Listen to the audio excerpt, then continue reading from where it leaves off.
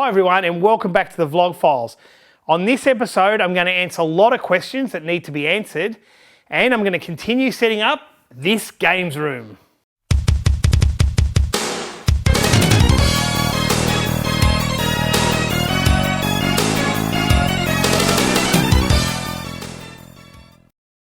Well, there certainly is a lot of questions being asked and I do intend to answer them. Sometimes it's quite hard to type them and better to do a video due to their length.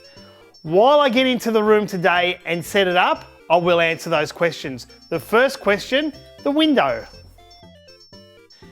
I get a lot of people telling me not to put shelves over this window. It's not the thing to do. And you're right, possibly I wasn't being clear. This window is not going to exist because beyond this window will be the future arcade room. What I was originally going to do is have a big opening which included this window, that window and everything in the middle to overlook the arcade machines in the room. But now I've seen it's a bit of a waste of wall space when I need it for gaming. So now I'm going to plaster up this window and the only outlook over to the arcade room will be the original window over there in between the Neo Geo and the Sega Master System shelf.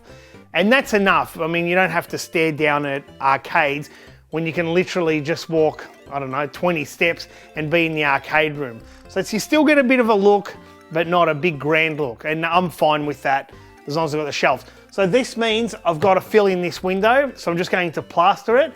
Now I should do this at the building stage when I build the arcade room, but you know what? I prefer to put the shelves here now and not disrupt everything when I'm building that, which could be another month or two. So we may as well do it today. Let's take out this window and plaster it up.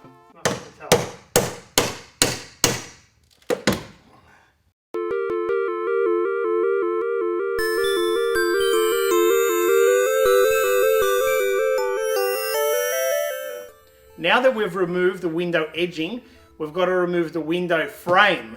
That's nailed in 2 nails each side of the frame into the studs. We've got to remove those nails and that is tedious. And that's where I come in. I do the tedious job.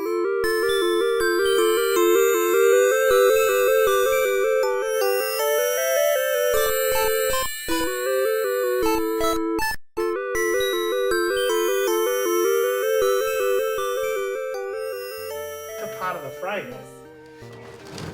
I'm worried about a spider popping out. Okay, well the thing is I've got no... There's a bit of brick. I don't want to lose grip on this side. It's not light. I know it's not right, we've taken one already. Ready? Yep. Oh, shivers. This glass, pop it down. The glass is heavy. What's a spider? 12. We'll go 12, 10. 10. Now we need to bring this out. Yes! Yes! Woo hoo hoo!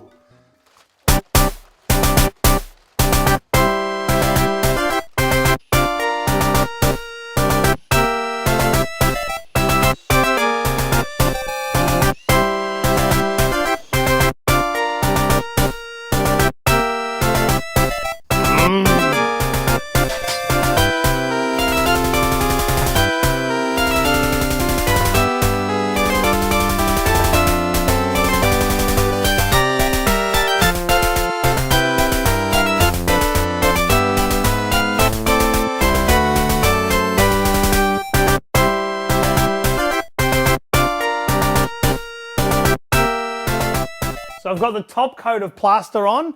It needs to dry and I think I've said this before, it takes between 12 and 24 hours to dry depending on the temperature. It's actually quite warm today, believe it or not. So we're in spring at the moment in Australia. That will probably dry in about 12 hours. I'll give it a light sand and I'll paint it and you'll never know it was there. Actually, it's a bit scruffy looking the way it is.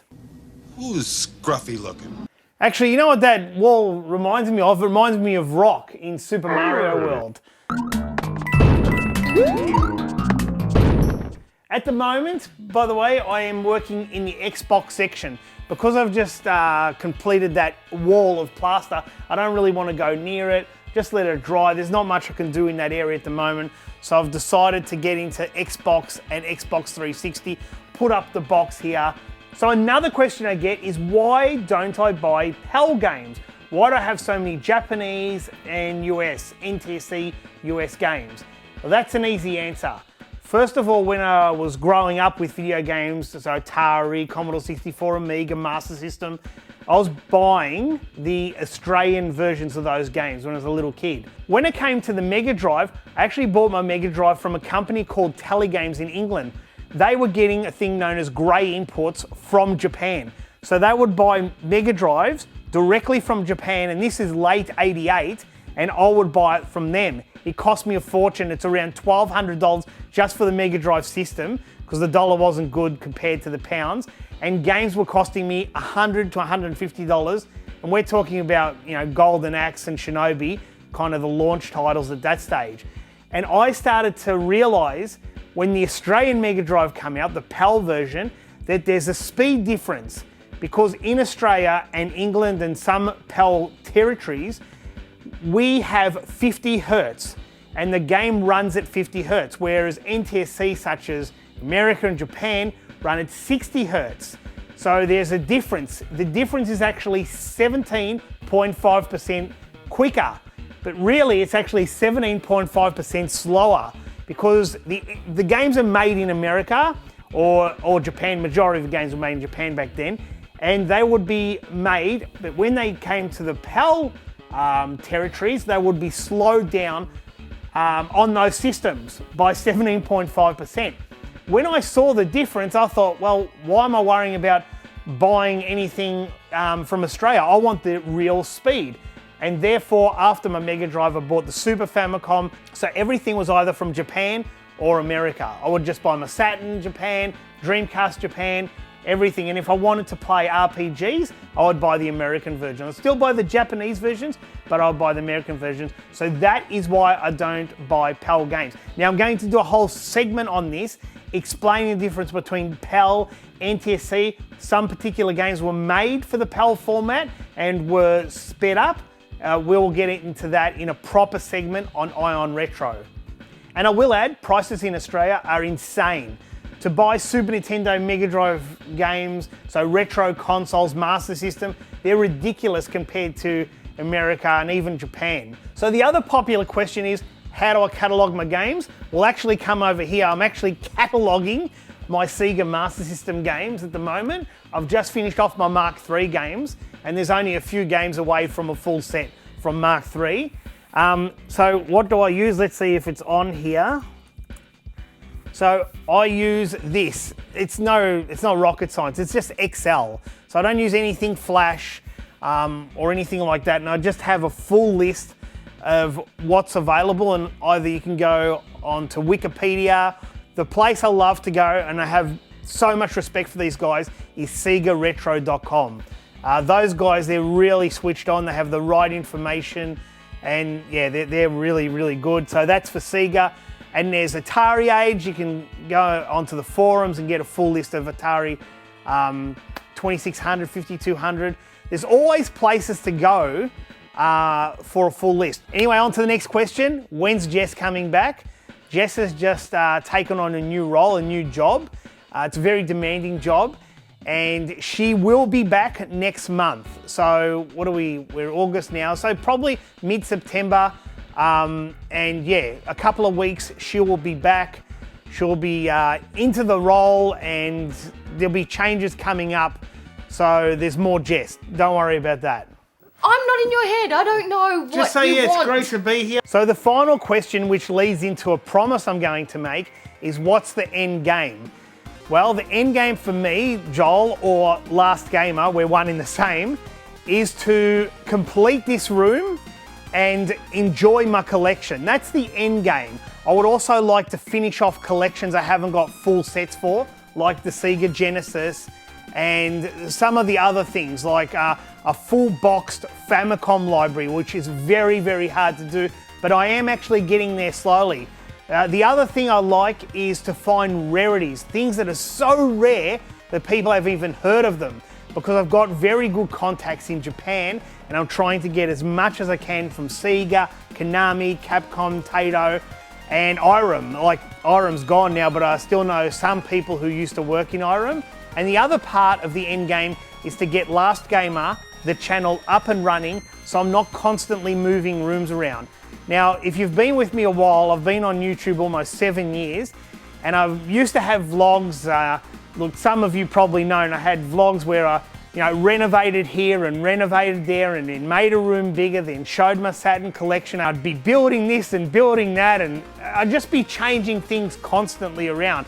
And it can actually seem very frustrating as the viewer. And I've noticed I'm starting to repeat that even now. And this is where I'm bringing a promise to you guys. This is it. I know that I may have said that, well, now I'm happy, but I have never been so happy and so free in this room. It is a pure library. It's a lifelong dream for me from the age of 5 years old to I'm now 43 to actually see all this in front of me. It's beautiful.